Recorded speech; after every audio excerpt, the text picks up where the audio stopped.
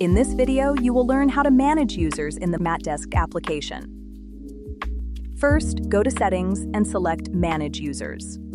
Once there, click the Invite User button. In the Invitation panel, enter the user's first name, last name, and email address. This is where the invitation will be sent. Next, select the user's subscription type.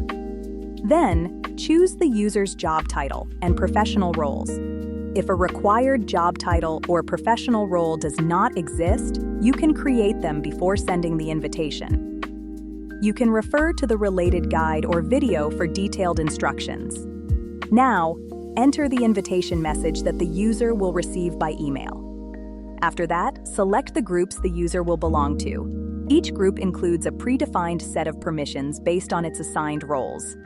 Next, you can assign roles directly to the user to further define what actions they can perform within the application. This step is optional if the user already belongs to one or more groups, since group membership already establishes roles and permissions.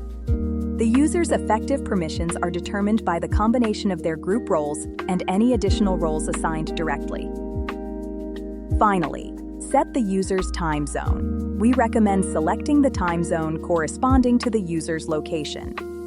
Click Invite to send the invitation. The invitation email is sent immediately and includes all the predefined settings. If the user does not accept the invitation, you can resend it at any time. To do so, open the action menu for the user and select Resend Invitation. Maatdesk will resend the invitation to the original email address.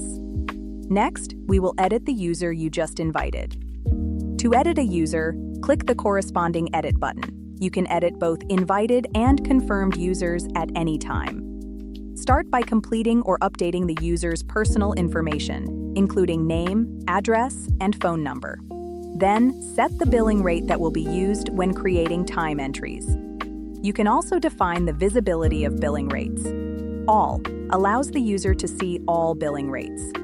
Limited allows the user to see only their own rate. None prevents the user from seeing any billing rates. For this example, select Limited. You may also configure the user's email settings. For more details, refer to the related tutorial or video. Once all changes are complete, click Save. A confirmation message will indicate that the user has been updated successfully. You can disable a user to prevent them from accessing the app. To do so, open the user's edit menu and click Disable. The user status will change and he will not longer have access to the app. Finally, let's review how to delete a user. Open the action menu for the user and select Delete, then click Yes to confirm.